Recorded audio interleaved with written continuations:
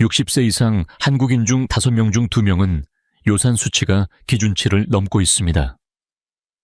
그런데 놀라운 건 그들 중 많은 분들이 매일같이 진한 탕을 건강식이라 믿고 마시고 해산물을 보양식이라 생각하며 자주 드신다는 겁니다. 하지만 그 결과는 관절 안에 유리조각 같은 결정이 자라나고 신장은 요산에 막혀 기능이 30%도 안 남으며 혈관 속엔 언제 터질지 모르는 시한폭탄이 쌓여갑니다. 더 무서운 건 통풍 한 번 없이 조용히 진행되다가 뇌경색이나 심부전으로 쓰러지는 분이 전체의 90%에 달한다는 사실입니다. 저는 김준호입니다. 내과에서 35년 동안 진료하며 건강을 챙긴다는 이유로 스스로를 중환자실에 보내버린 사람들을 너무 많이 봤습니다. 잠깐만요.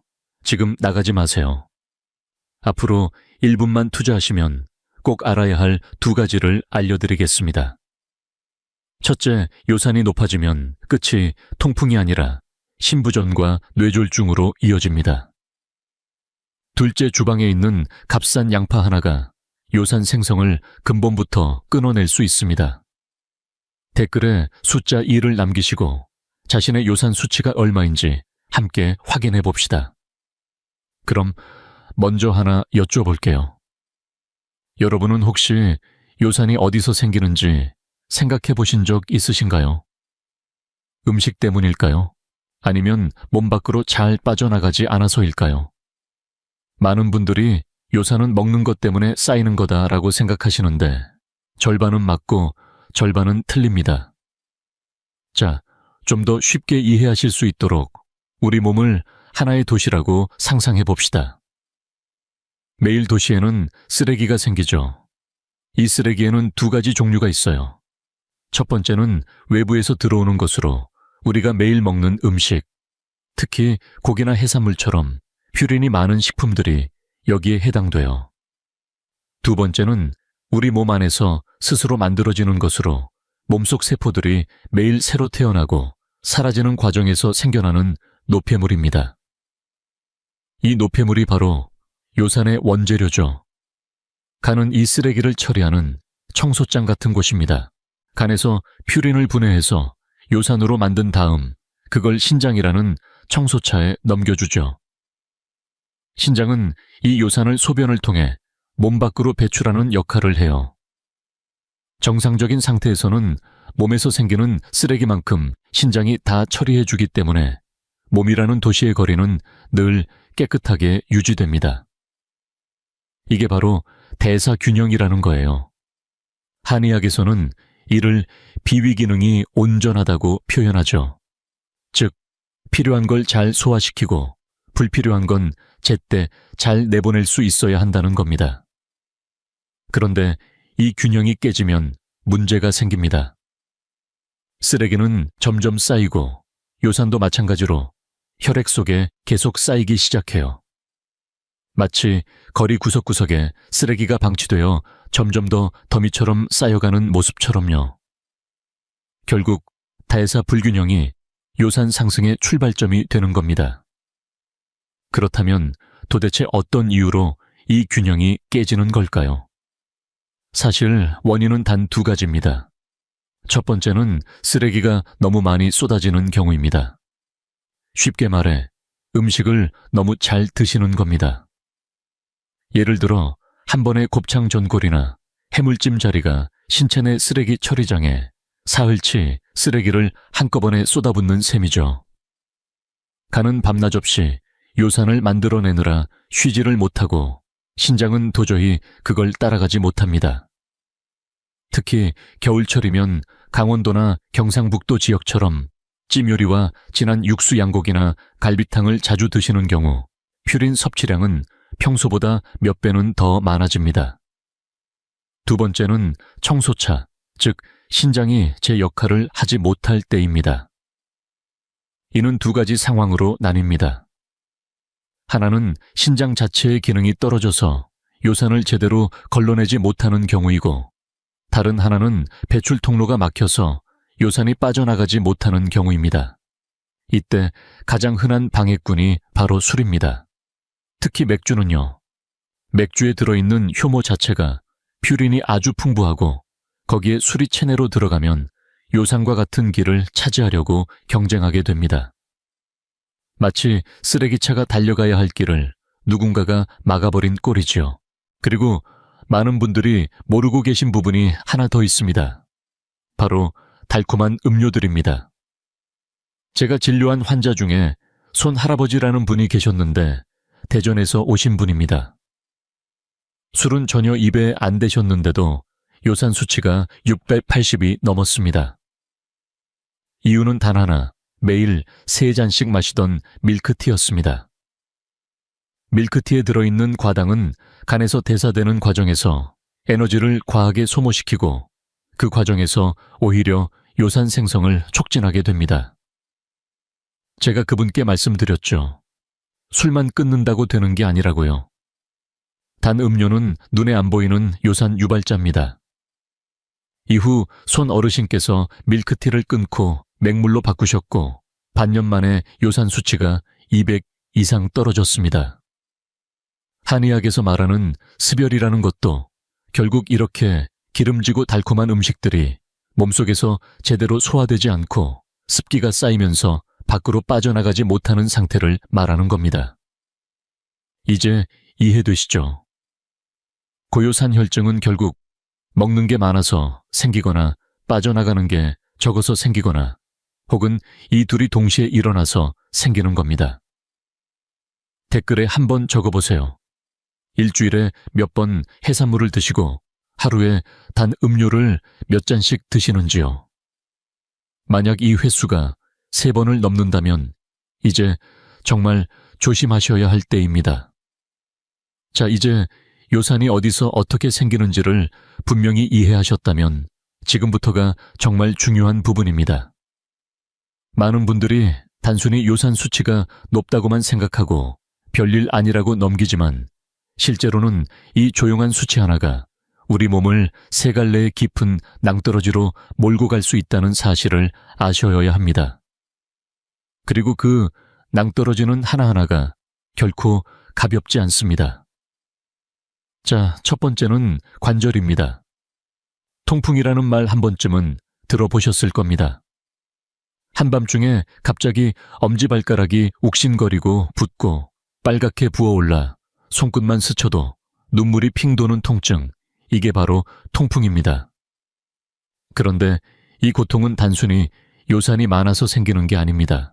요산이 피 속에 너무 많아지면 마치 소금물이 지나치게 농축되었을 때처럼 결정이 생기는데 이 요산 결정이 바로 관절 안에서 바늘처럼 얼음 송곳처럼 자라나기 시작합니다. 면역세포는 이걸 적으로 인식하고 격렬한 염증 반응을 일으키죠. 그래서 통풍 발작이 오면 단순한 통증을 넘어 열이 오르고 붉게 변하고 마치 불덩이가 들어앉은 듯한 상태가 되는 겁니다. 제가 진료했던 대구의 한 환자분은 통풍이 발작했을 때 이불을 살짝 들추는 바람에 들어온 찬 공기만으로도 울음을 터뜨릴 정도였어요.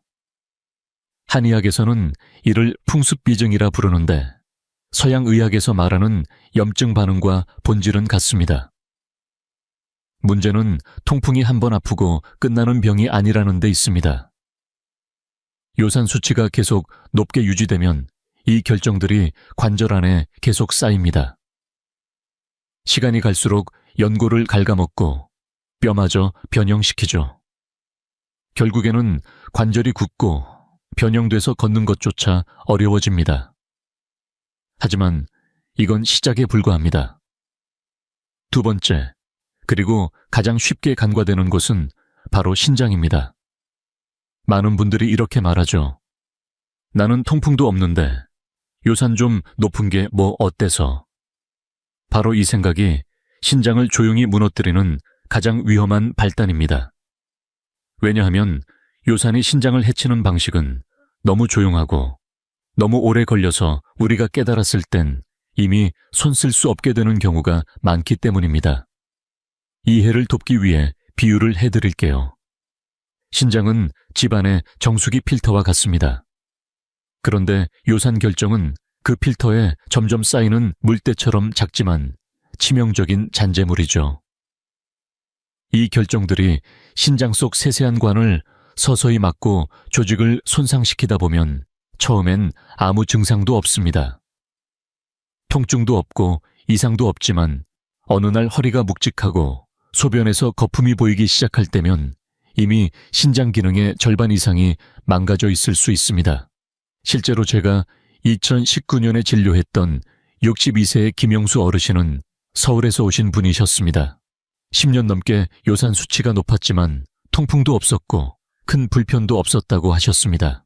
그런데 어느 겨울 아침 허리 통증이 심해 병원을 찾으셨고 혈액 검사 결과 신장 기능이 30%밖에 남지 않았다는 사실을 알게 되었습니다. 그때 김 어르신께서 제 손을 붙잡고 이렇게 말씀하셨어요. 이 정도일 줄은 정말 몰랐습니다. 통풍이 없으니 문제도 없을 줄 알았는데.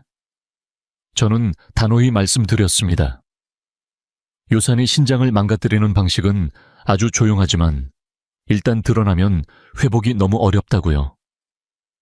실제 국내 연구 결과에 따르면 요산 수치가 60단위만 올라가도 만성 신장 질환의 위험이 뚜렷하게 증가한다는 보고가 있습니다. 이건 이론이 아니라 수많은 임상에서 반복 확인된 현실입니다. 마지막 세 번째, 낭떠러지. 어쩌면 가장 숨겨진 함정은 바로 혈관입니다. 예전에는 건강검진에서 고혈압, 고지혈증, 고혈당 이렇게 세 가지만 삼고질환이라 불렀죠. 그런데 이제는 의학계에서도 고요산 혈증을 제4의 고위험 요인으로 인정하고 있습니다. 왜냐고요? 요산은 뇌와 심장 혈관을 파괴하는 속도가 결코 고혈압이나 당뇨보다 느리지 않기 때문입니다. 피 속의 요산 결정은 마치 고운 모래알처럼 혈관 안을 스치며 지나갑니다. 이 작은 결정들이 반복적으로 혈관 내벽을 긁고 깎으며 원래는 매끈했던 혈관벽이 점점 거칠고 얇아지고 상처투성이가 됩니다. 그러면 그 틈에 콜레스테롤이 들러붙기 시작하죠. 그렇게 하나둘 쌓인 지방 찌꺼기가 플라크라는 형태로 자라나면서 혈관 안에 마치 시한폭탄 같은 존재가 됩니다. 이 플라크가 어느 날 갑자기 터져서 뇌혈관을 막으면, 뇌졸중 심장을 막으면 심근경색이 되는 겁니다. 뿐만 아니라 요산은 혈관벽에 만성염증을 유발해 혈관을 단단하고 부서지기 쉬운 상태로 만듭니다. 마치 오래된 고무 호스가 딱딱하게 굳어 살짝 눌러도 금이 가는 것처럼요. 한의학에서는 이를 다물혈이라 하며 순환이 막히고 독소가 쌓여 병이 생기는 구조로 이해합니다. 많은 분들이 쓰러져 병원에 실려가고 나서야 뒤늦게야 요산이라는 단어를 떠올립니다. 하지만 그때는 너무 늦은 경우가 대부분입니다. 그러니 지금 알아차릴 수 있을 때 조치를 취해야 합니다. 몸이 보내는 작은 신호들을 외면하지 말고 요산이라는 조용한 적의 존재를 진지하게 받아들이셔야 합니다. 이게 바로 건강한 노년을 지키는 가장 첫걸음입니다. 그쯤 되면 이런 생각이 드실 수 있습니다. 그럼 나는 이제 도대체 뭘 먹고 살아야 하지? 요산이 이렇게나 위험하다면 아무것도 못 먹는 건가요? 절대 그렇지 않습니다. 오늘 제가 드리고 싶은 핵심은 먹지 말아야 할 음식과 잘못된 건강 습관을 정확히 아는 것이야말로 요산을 낮추는 가장 빠르고 확실한 첫걸음이라는 겁니다. 특히 지금부터 말씀드릴 이 세 가지 식품군은 조용히 요산을 치솟게 만드는 숨겨진 가해자들입니다. 겉으로는 괜찮아 보여도 실제로는 몸속에서 요산을 부추기고 심지어 많은 분들이 건강에 좋다며 매일 챙겨 드시고 있다는 점에서 더욱 위험합니다. 자, 그럼 가장 충격적인 1위를 끝에 두고 3위부터 거꾸로 하나씩 말씀드리겠습니다. 먼저 세 번째, 우리가 자주 먹는 붉은 육류와 동물 내장입니다. 돼지고기, 소고기 모두 단백질이 풍부하고 맛도 좋아 건강식으로 인식되곤 합니다. 하지만 요산의 주범인 퓨린이 매우 많이 들어있다는 사실은 잘 알려지지 않았습니다. 특히 100g당 75에서 150mg 이상의 퓨린이 포함되어 있어 매일 갈비찜이나 육개장 사골 곰탕처럼 고기 중심의 식사를 계속하면 간과 신장이 감당할 수 없을 정도로 퓨린이 누적됩니다. 게다가 더 문제는 내장입니다. 돼지간, 소간, 곱창, 염통, 선지 같은 부위는 세포 대사 속도가 빨라 퓨린 밀도가 특히 높으며 100g당 200에서 400mg까지 기록되기도 합니다. 쉽게 말해 돼지간 한 조각만 먹어도 진한 고깃국 2그릇에 퓨린을 섭취해 취하는 셈이죠. 제가 진료했던 김경자 어르신은 경북 포항에서 오셨는데 평소 보약은 장조림이다 며 내장을 자주 드셨어요. 하지만 요산 수치가 570으로 올라가면서 결국 관절에 문제가 생겼습니다. 한의학에서 말하는 보약은 내 몸에 맞을 때 비로소 보약이라는 말처럼 내 몸이 소화하고 배출할 수 있어야 보양이 되는 거지. 그렇지 않으면 독이 되는 겁니다. 그렇다고 완전히 끊을 필요는 없습니다. 붉은 고기는 일주일에 300g 이내로 조절하시고 내장은 가급적 피하시는 게 좋습니다. 두 번째는 많은 분들이 오해하는 해산물과 진한 육수입니다. 해산물 하면 단백질은 풍부하고 지방은 적어서 건강식처럼 보이지만 퓨린 함량으로만 보면 이야기가 달라집니다.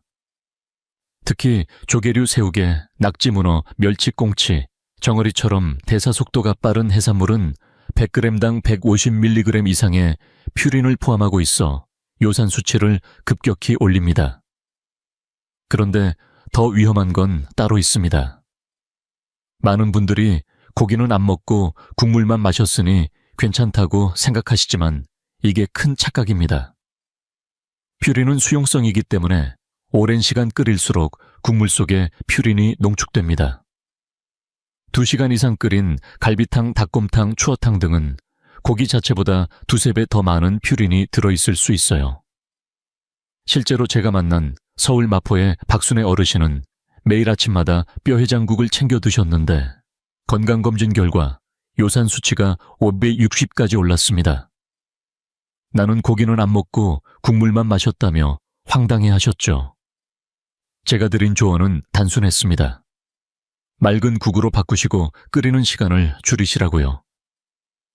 그 후 6개월이 지나 다시 검사했을 때 요산 수치는 420까지 떨어졌습니다. 해산물을 포기하고 싶지 않으시다면 네 글자만 기억하세요. 소량 찜요리. 그리고 반드시 일주일에 한 번 이하찜 시간은 10분 이내 국물은 절대 금지입니다. 그리고 이제 대망의 1위입니다. 많은 분들이 해산물이나 내장이겠지 라고 생각하시겠지만 아닙니다.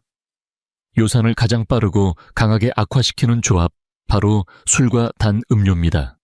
이 둘은 요산을 만드는 속도를 높일 뿐만 아니라 몸 밖으로 배출되는 길마저 막아버리는 이중 공격자입니다.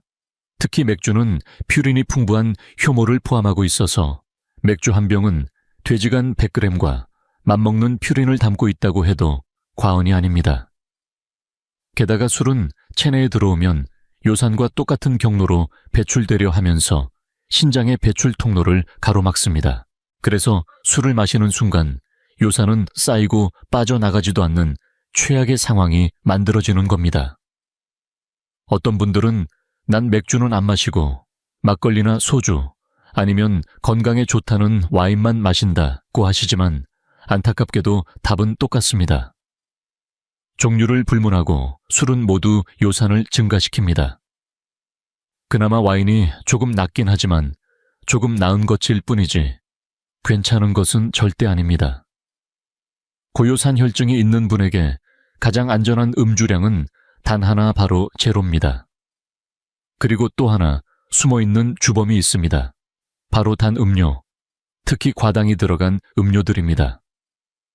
요즘 밀크티, 탄산음료, 과일 주스, 당첨과 커피 같은 음료들을 하루 한두 잔은 기본처럼 마시는데 이 안에 들어있는 과당이 간에서 대사되며 ATP를 대량으로 소비하게 되면 그 부산물로 요산이 빠르게 생성됩니다. 제가 앞서 말씀드린 손 어르신 경기도 용인에서 오신 분인데 술은 전혀 안 드시고 운동도 하셨지만 매일 3잔씩 마시던 밀크티 때문에 요산 수치가 680까지 올랐습니다. 이후 물로 바꾸고 밀크티를 끊자 반년 만에 요산이 200 이상 떨어졌습니다. 나는 술 안 마시니까 괜찮아 하면서 단 음료를 물처럼 마시는 것, 이것이 가장 큰 오산입니다. 일상에서는 맹물이 최고입니다. 혹은 보리차, 녹차, 국화차처럼 당 없는 차로 대체하는 것이 현명한 방법입니다. 혹시 여러분도 매일 음료를 마시는 습관이 있으신가요? 댓글에 적어주세요. 단 음료가 일상이셨다면 오늘부터 저와 함께 바꿔보는 겁니다. 작은 변화지만 그것이 요산을 멈추는 큰 시작이 될 수 있습니다. 지금까지 드린 말씀 중에서 못 먹는 음식 이야기만 잔뜩 나와서 혹시 마음이 무거워지셨다면 걱정하지 마세요. 오늘의 핵심은 오히려 그 반대입니다. 지금부터 말씀드릴 내용은 바로 몸속에서 요산을 줄이는데 직접적인 도움을 주는 진짜 생활 식재료들, 다시 말해 여러분의 부엌에 있는 자연의 해독제들입니다. 그 중에서도 제가 35년간 수천 명의 환자를 지켜보며 확실하게 효과가 안정적이고 꾸준히 실천 가능한 한 가지를 꼽자면 단연코 양파입니다. 양파는 전국 어느 마트에서도 쉽게 구할 수 있고 가격도 저렴하지만 그 안에 숨겨진 건강 효능은 결코 가볍지 않습니다. 양파 속에는 케르세틴이라는 천연 식물 성분이 들어있는데 이 성분은 퓨린이 요산으로 바뀌는 과정을 직접 차단하는 강력한 기능을 가지고 있습니다. 쉽게 말하면 요산을 만드는 공장에 브레이크를 거는 역할을 하는 것이죠. 이것이 바로 요산 생성을 근본부터 조절하는 메커니즘입니다. 하지만 여기서 끝이 아닙니다. 케르세틴은 신장 기능을 보조하는 부드러운 이뇨작용도 가지고 있어서 몸속에 이미 쌓인 요산을 더 원활하게 밖으로 배출되도록 도와줍니다. 마치 쓰레기차의 보조 엔진을 단 것처럼 말이죠.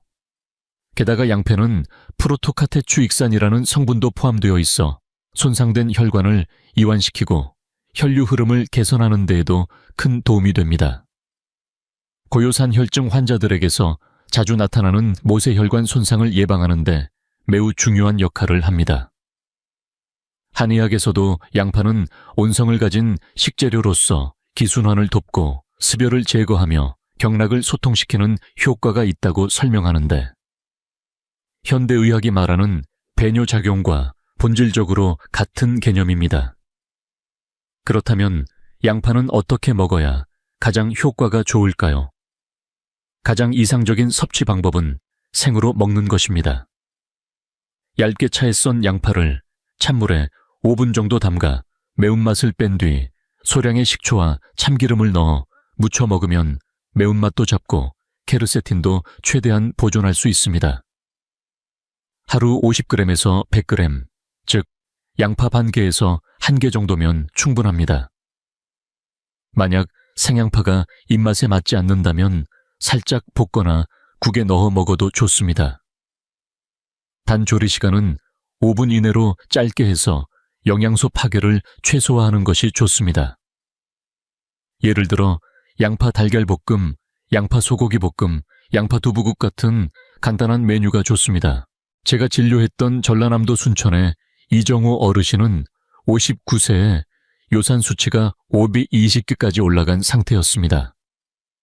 당시 저는 저녁 식사 전 매일 양파무침 한 접시를 드시도록 권해드렸고 그 외 식단도 함께 조절했습니다. 석 달 후 재검사에서 요산 수치는 400으로 떨어졌고 어르신께서 이렇게 말씀하셨습니다. 양파 먹은 날은 몸이 가볍고 관절이 덜 붓는 게 느껴지더라고요. 마치 몸 안대 청소를 한 기분입니다. 이런 변화는 이 어르신만의 이야기가 아닙니다. 실제로 저는 수많은 환자분들이 비슷한 효과를 경험하는 것을 보아왔습니다. 혹시 양파가 너무 맵고 먹기 힘들다는 분이 계신가요? 그렇다면 자색 양파를 선택해 보세요. 단맛이 강하고 매운맛이 약해 생으로 먹기 훨씬 수월합니다. 아니면 찬물에 담가 매운맛을 줄이거나 최소한 살짝 볶아서 드시는 것도 괜찮습니다. 안 먹는 것보다는 어떻게든 조금씩이라도 드시는 것이 훨씬 낫습니다. 하지만 양파만으로는 부족합니다. 요산을 잡기 위해선 함께 조화를 이루는 식재료들이 필요합니다. 그래서 저는 양파를 포함한 5가지 요산 해독 5총사를 추천드립니다. 자, 그 멤버들을 소개하겠습니다. 첫 번째는 샐러리, 즉 샐러리입니다. 샐러리는 풍부한 식이섬유와 칼륨을 함유해 천연 이뇨제로 작용하고 요산을 희석시키며 신장을 자극해 배출을 도와줍니다.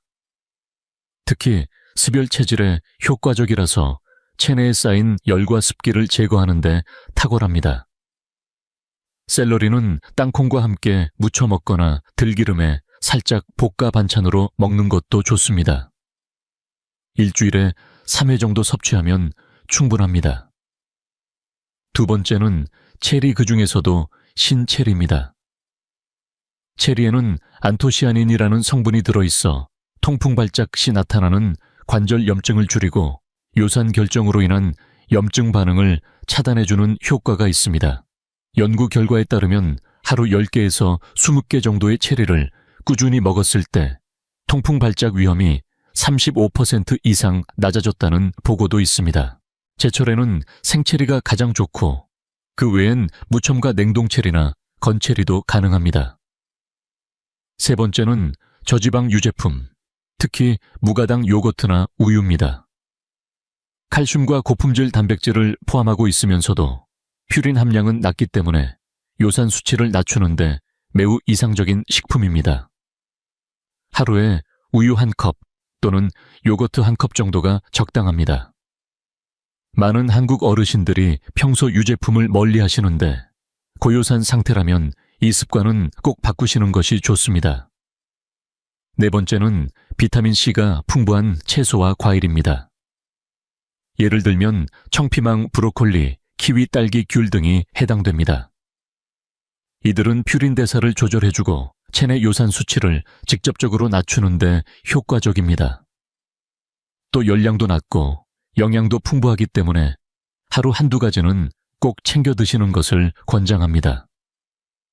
이렇게 해서 탄생한 5가지 조합, 양파, 샐러리, 체리, 저지방, 유제품, 고비타민C, 식품은 여러분의 주방에서 실천할 수 있는 요산 관리의 최정예 팀입니다.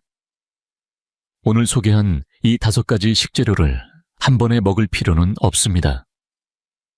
하루에 하나씩 일주일 동안 번갈아가며 다양한 방식으로 요리해 드시다 보면 어느새 몸이 가볍고 관절이 편안해지는 걸 느끼실 수 있을 겁니다. 이 정보가 유익하셨다면 좋아요 한번 눌러주시고 꼭 필요한 분들과도 함께 나눠주세요. 지금 이 순간 누군가의 건강을 바꿀 수도 있습니다. 하지만 아무리 몸에 좋은 걸 먹더라도 그것만으로는 충분하지 않습니다. 요산을 제대로 낮추고 재발 없이 꾸준히 관리하려면 반드시 함께 실천해야 할 2가지 평생 습관이 있습니다. 하나는 물을 충분히 마시는 것, 다른 하나는 규칙적인 운동으로 몸을 움직이는 것입니다. 이 2가지는 약보다 더 강력한 자연 치료제이자 요산 관리의 핵심 열쇠입니다. 이제부터 제가 수십 년간 환자들에게 꾸준히 권해왔던 물과 운동의 황금 법칙, 그 핵심을 차근히 알려드릴게요. 먼저 물입니다. 저는 늘 환자분들께 이렇게 말씀드립니다. 약은 끊을 수 있어도 물은 끊으면 안 됩니다. 그만큼 수분 섭취는 요산 관리에서 절대적인 요소입니다. 왜일까요? 첫째, 물은 혈액 속 요산의 농도를 희석시켜 결정이 생기는 걸 막아줍니다. 둘째, 요산이 소변을 통해 원활하게 배출되도록 유도합니다. 셋째, 꾸준한 수분 공급은 신장 내부에 결정이 쌓이는 걸 미리 씻어내는 효과를 줍니다. 비유하자면 매일 아침 몸 안을 대청소해주는 청소차가 물이라는 거죠. 그렇다면 얼마나 어떻게 마셔야 할까요? 하루 최소 2리터, 즉 2000ml 이상을 목표로 하시면 됩니다. 일반 컵으로 8컵에서 10컵 정도 되는 양입니다. 하지만 중요한 건 양이 아니라 방법입니다. 물은 한 번에 벌컥벌컥 마시는 게 아니라 하루 종일 나누어 자주 마시는 것이 포인트입니다. 갈증이 생겼을 때만 마시거나 한 번에 500ml 넘게 들이켜는 건 오히려 신장에 부담을 줄 수 있어요. 제가 권하는 방법은 이렇습니다.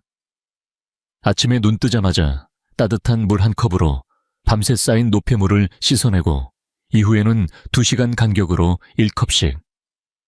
잠자기 전에는 작은 컵 반 정도만 마셔서 밤에 소변 농축이 심해지는 걸 방지해줍니다. 물이 부담스럽다면 보리차, 녹차, 국화차처럼 무카페인 무당류 차도 좋습니다. 단, 밀크티, 탄산음료, 과일 주스는 절대 안 됩니다. 그런 음료는 물이 아니라 설탕물이자 요산 촉진제입니다. 한의학에서도 수는 기를 돕고 열을 내린다고 했습니다. 충분한 물은 몸의 습과 열을 조절하고 소변을 통해 노폐물을 배출하는 데 꼭 필요하다는 뜻이지요. 물론 심장이 약하시거나 신장 기능이 저하된 분들은 반드시 주치의와 상의하시고 조절하셔야 합니다. 이제 두 번째 운동입니다.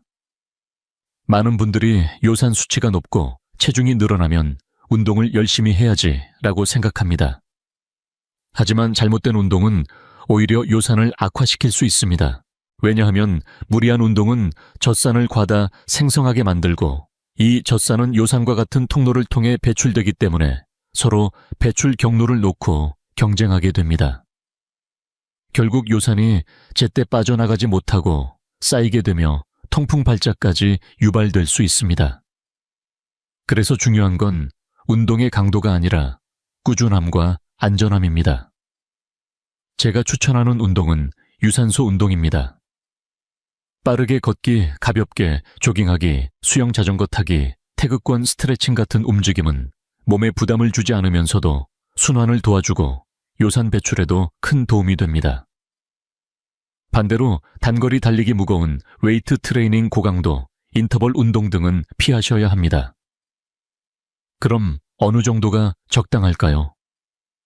운동 중에도 말을 할 수 있을 정도의 강도, 즉 살짝 숨이 차지만 편하게 대화할 수 있는 수준이 가장 좋습니다. 시간을 정하자면 하루 30분에서 40분 정도.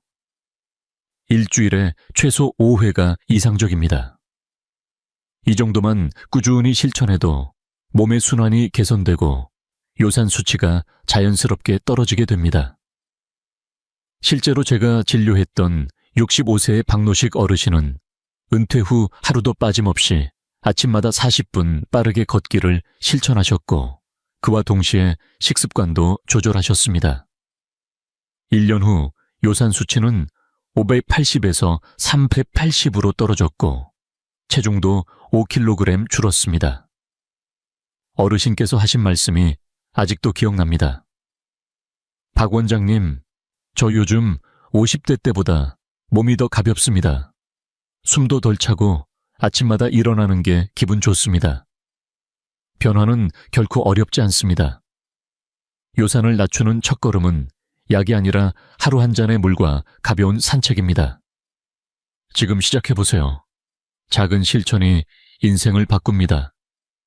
지금까지 제가 드린 이야기가 너무 길거나 한 번에 다 기억하기 어려우셨다면 걱정 마세요. 중요한 핵심만 쏙쏙 뽑아서 건강을 지키는 생명정리표로 요약해 드릴게요. 따로 외우실 필요도 없습니다. 이 세 가지만 기억하시면 됩니다. 첫째, 요산을 빠르게 높이는 식품들을 줄이세요. 해산물 진한 육수는 가끔만, 내장과 붉은 고기는 양 조절 술과 단 음료는 반드시 끊기. 둘째, 자연스럽게 요산을 낮추는 음식들을 더 많이 드세요. 양파는 핵심, 여기에 샐러리, 체리, 무가당 유제품, 비타민C, 많은 채소와 과일들을 돌려가며 먹어보세요. 셋째, 평생 실천할 2가지 습관을 만드세요. 매일 물 2000ml 이상, 일주일에 운동 5회, 한 번에 30분. 이 3문장만 기억해도 요산은 충분히 조절할 수 있습니다. 그런데 지금부터 진짜 중요한 건 단순히 듣는 게 아니라 머릿속에 그리는 것입니다. 자, 잠시 눈을 감고 상상해 보세요. 지금으로부터 5년 뒤 어느 아침 당신은 공원 산책길을 가볍게 걷고 있습니다. 숨이 차지 않고 관절도 뻣뻣하지 않아서 발걸음이 자연스럽게 나가죠. 시장에 들러 반찬거리를 사면서도 이건 먹어도 될까 하는 걱정은 없습니다. 손주가 집에 놀러 오면 허리를 숙여 안아주고 함께 놀이터에서 웃으며 뛰어놉니다. 저녁이 되면 배우자와 팔짱 끼고 동네를 산책하며 말합니다. 요즘은 예전보다 훨씬 더 건강하고 활기찬 것 같아. 이건 꿈이 아닙니다. 제가 수많은 환자분들을 보며 직접 눈으로 확인한 현실입니다. 그분들은 특별한 약도 비싼 영양제도 먹지 않았습니다. 단지 어느 날부터 술 한 모금을 덜 마시고 양파 한 젓가락을 더 찝고 밀크티 한 잔을 물로 바꾸고 걷기 한 번을 늘렸을 뿐입니다. 작은 행동이 모여 인생을 바꿉니다. 오늘이 바로 그 시작입니다. 그동안 제가 진료한 많은 분들 중에는 괜찮겠지 하며 방심하다가 작은 문제를 큰 병으로 키운 분도 있었고, 반대로 이제라도 바꿔야지 라고 결심해 건강을 되찾은 분도 있었습니다. 건강은 결코 하루아침에 이루어지지 않습니다. 대신 하루하루 아주 조금씩 쌓여갑니다. 오늘 이 영상이 여러분께 도움이 되었다면 3가지를 부탁드릴게요. 첫째, 가족 중 요산 수치가 높은 분에게 꼭 이 영상을 보내주세요. 정말로 한 사람의 삶을 바꿀 수 있습니다. 둘째, 댓글로 오늘 배운 가장 중요한 1가지를 적어주세요. 손으로 쓰는 순간 지식은 여러분의 것이 됩니다. 셋째, 구독을 눌러주세요. 다음 영상에서는 고혈압, 고혈당, 고지혈증을 겪고 있는 분들을 위한 식단과 실천 방법을 알려드릴게요. 저는 한의사 박민수입니다. 늘 1가지 믿음으로 진료하고 또 영상을 만듭니다. 행복한 노후는 오늘 시작된 작은 변화 안에 숨어 있습니다. 다음 영상에서 다시 뵙겠습니다.